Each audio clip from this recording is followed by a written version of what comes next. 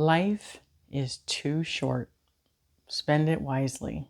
If you're new here, hi, I'm Vicki, and today I'm sharing 6 lessons that I've learned about how making thoughtful choices now to plan for the life that I want to age into is actually helping me live a life right now that is free, full, and unapologetically on my terms. The day that I got laid off and I thought I was going to have to go back to work, and my husband, he said, life is too short and I need you here. Wow, what a profound message to come at a time at 55. And if you are on the fence about whether you should retire, let me spin it a little bit. If you retire at the age of 65 and life expectancy is, say, 85, that is roughly 7,000 days that you will be on this earth after you leave work. How many of those 7,000 days are you going to be actually alive enough, healthy enough, well enough to actually live those days? Lesson 1, life is about choices, not luck. And my take on that is planning for aging, it's not about fear. It's about freedom and intentional choices.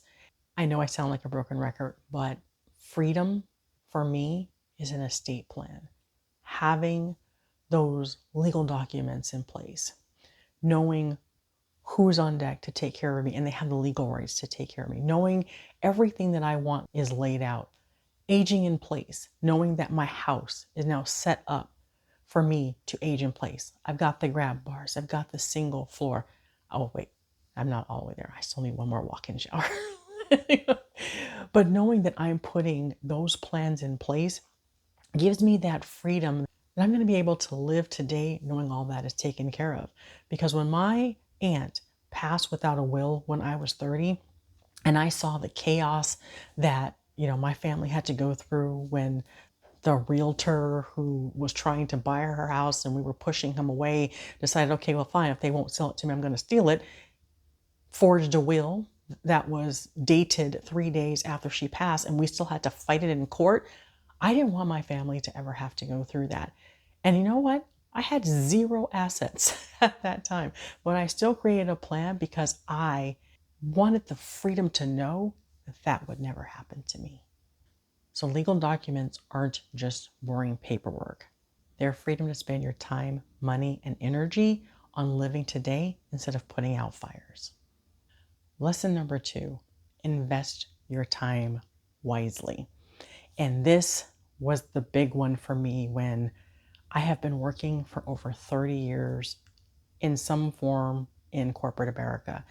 So when I got laid off and my husband gave me that pass that working in corporate America, you're not spending your time wisely.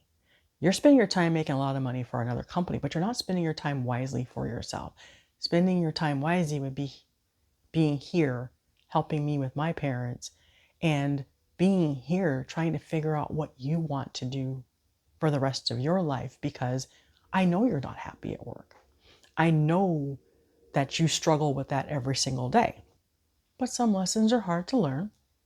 I came out and I just threw myself into caregiving, but I'm learning also too now that, yeah, investing in my mother-in-law is a good investment, but I also have to now invest in myself because, and I don't want to sound morbid or mean, but once caregiving is over, if I haven't invested in myself, one of 2 things are going to happen. One, I'm going to be so broken that I can't live my life because I poured all of my energy into someone else and depleted my battery. Or 2, I'm going to be so lost because I have never let myself figure out what I want to do and what I want to be. There's a lot of caregiver grief out there. People who, once caregiving is over, they no longer know what their purpose is. And so I am spending my time wisely now by, 1, helping my mother-in-law have a good life, but also now really making sure I have a life. And I tease Michael a lot because he's ruled by the calendar. If it's not on the calendar, it doesn't exist. And I am finding now that if I don't put life on my calendar or Vicky's life on the calendar, it doesn't happen. And so in 2026, there are going to be a lot more slots that say Vicky's life. Prioritize activities and relationships that energize you. Learn new things, lean into hobbies, spend time with friends. They all matter more than just routines that fill time. Lesson 3, your environment shapes you. Where and how you live either supports you or drains you. My in-laws stressed so much about making their environment support them. So afraid of construction, that someone's going to mess up their house while they're fixing their house, or they're going to get ripped off, or if I buy a new appliance to replace the broken one. Yes, I said replace the broken one. New technology is going to come out and my new appliance is going to be obsolete. But really, it doesn't work. So isn't an obsolete working appliance better than a broken one? But because they fought all of that, their last years weren't the best years. So the last 6 months, we were able to come in, do a lot of great things. But he was 89 years old. So because he didn't do all these things up front, he didn't have the life that he worked so hard to have. Yeah, he had the money, but he couldn't let his fear and his anxiety allow him to live the life that he really wanted to live. So I'm diligent. We're decluttering, we're downsizing, and we're making sure the environment that we build around us is going to support us today and into the future. So make your home work for you or plan to move to a more supportive community. The better your environment, the more fully you can engage in life. Lesson 4, relationships multiply joy. Having social connections isn't just a nice to have. They're essential for happiness and resilience. I'll put a link to this video here, the truth about avoiding people. And my in-laws, when they were younger, they never felt they needed to have a social connection. And it was pretty much just them. And you're probably saying, no, but they have kids. Yeah, they had kids, but they pushed them away. They shut them out and they lived behind closed doors without anybody seeing what they didn't want people to see. And as dementia set in, they forgot that they did that. And they started wondering why people weren't coming over to visit and why no one's calling. And once dementia sets in, I can't explain that. I can't explain it's that way because you made it this way. You don't know the consequences of your actions in the moment. And typically that's why they say, time will tell. And so what time has told me about isolation is, I don't want that kind of life. I don't want to get to the end and I'm so alone and I'm so lonely that I will forge a relationship with somebody sitting in the doctor's office because nobody else is coming around. So make sure you nurture those social connections. You can do that by you yourself calling your friends once a week, volunteering with some volunteer groups and make new friends that way, going to the senior center, picking up the phone and calling someone. Just don't isolate yourself so much now while you think that might be a good thing.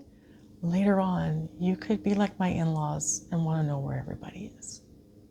Lesson number 5, health is wealth.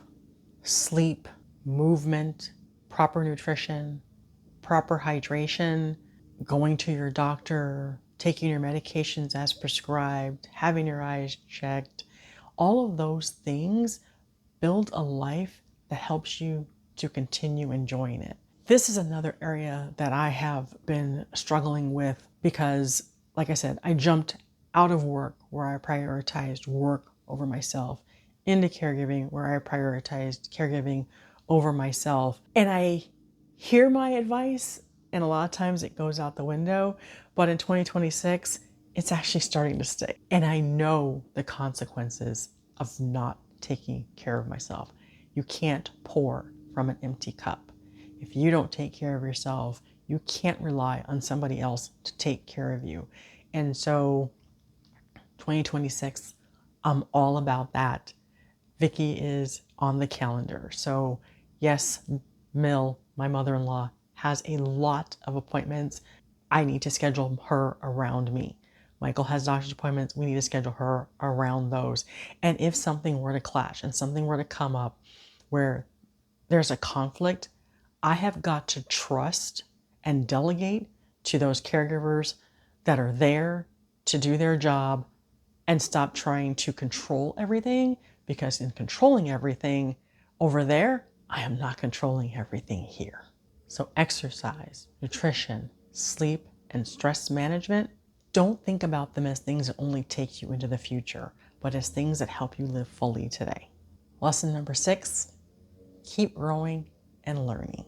Comfort over time gets really, really boring. But I know sometimes learning something can get hard and we can get frustrated if we don't think we're learning it as fast as we need to. But new experiences, they make time more rich and more memorable. When we made the decision that I would retire after being laid off, and I knew that I was going to need something a little bit more than caregiving to exercise my mind, and I decided to write the blog. I needed a website. And yeah, I could have hired a developer to build my website for me and just walked away, but I knew I needed to exercise this brain. And so I wanted to learn how to do it myself. And so I threw myself into online tutorials and things to learn how to build my own WordPress site. And I did it. Did I make some mistakes? Yeah, I did, but thank goodness I have a web developer friend who was able to fix the few things that I made, and he actually even gave me kudos and told me I didn't do as bad a job as I thought I did. But in that process, I learned what to do. And so now, if something were to go wrong with the site, I can try to fix it myself or I can call him, but I love having that option because I pushed myself. Stay deliberately curious.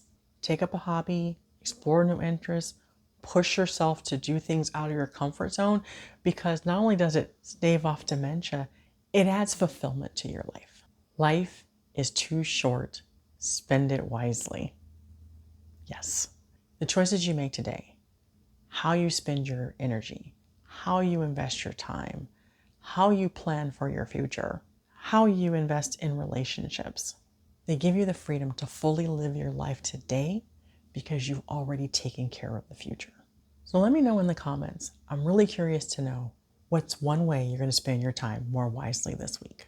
And if you need a little help trying to figure out what your plan for aging is, check out this playlist here. Unapologetically Aging on My Terms Journal Prompts is designed to help you take a slow approach to figuring out what aging on your terms means to you. Thank you so much for watching, and I'll see you in the next video.